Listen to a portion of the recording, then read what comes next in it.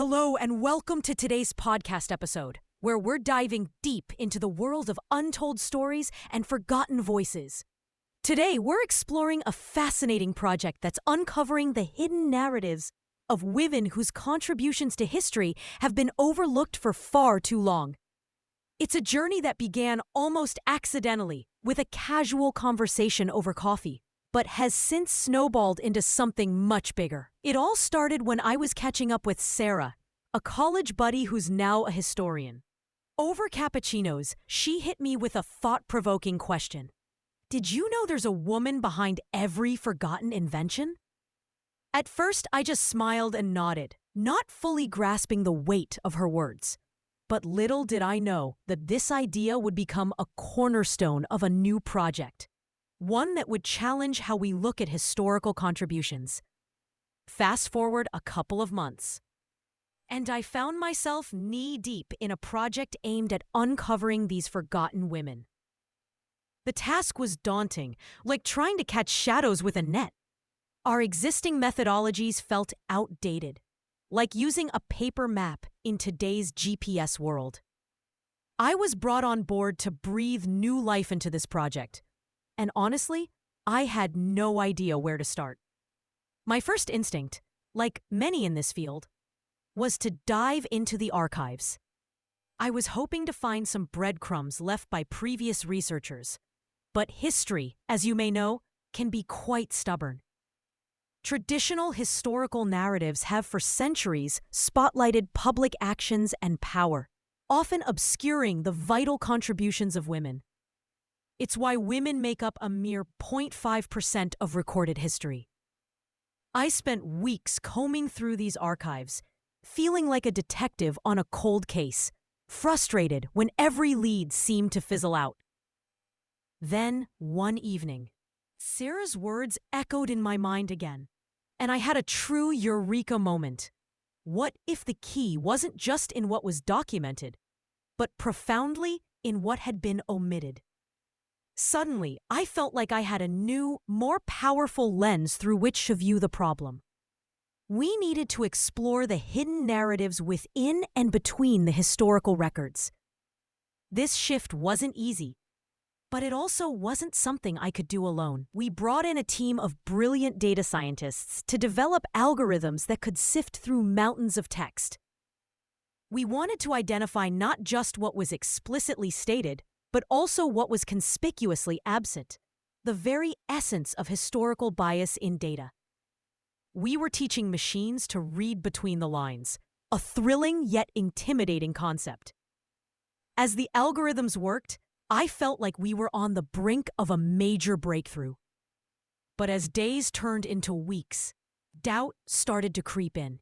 I remember confiding in Sarah over the phone during one particularly low day, joking that maybe these women wanted to stay hidden. But as is often the case, when you're truly open to it, serendipity struck. One of our team members stumbled upon a collection of letters by a woman named Eliza. Her name hadn't appeared in any of our previous searches. These letters were hidden away in a family archive, never cataloged because they weren't deemed significant. Yet with careful examination, they revealed Eliza as an unsung innovator whose ideas had been claimed by her male contemporaries. It was an exhilarating discovery that opened the floodgates to many more hidden stories, reminiscent of efforts by the Smithsonian and other institutions to unearth overlooked contributions using improved metadata and digital tools. With Eliza's discovery, the project gained unstoppable momentum. We started unearthing more stories of women whose contributions had been overshadowed or outright stolen. Women like Rosalind Franklin, whose role in discovering DNA's structure was overlooked, or Lise Meitner, the mother of nuclear fission, who was never awarded a Nobel Prize. It felt like we were finally giving a voice to those silenced by history, joining a global movement to correct historical narratives. Looking back, there's so much I'd do differently. I'd start by embracing the idea that biases in historical contributions are as important to study as the contributions themselves. Understanding why these women were forgotten is key to ensuring it doesn't happen again. I'd also lean into technology sooner, recognizing its immense power to reveal what's hidden beneath the surface.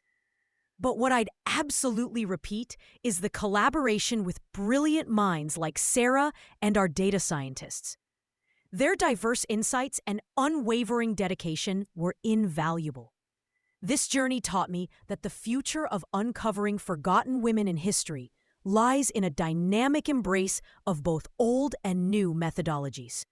It's about knowing when to trust traditional archival research and when to pivot boldly to innovative techniques, like using advanced algorithms to detect historical omissions.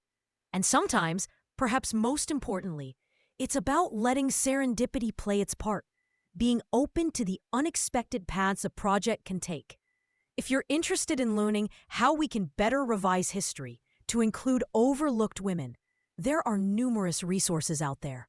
Projects like the Pacific Matildas or initiatives by the National Parks Foundation are great places to start. The key is to keep questioning the narratives we've been given and to keep searching for the voices that history forgot. It's a collective effort, a continuous reevaluation of what we thought we knew. In the end, it's the stories we uncover and the profound connections we make with the past that matter the most. And I have a strong feeling that this is just the beginning. Thanks for joining me today. Until next time, keep questioning, keep exploring, and let's keep history honest.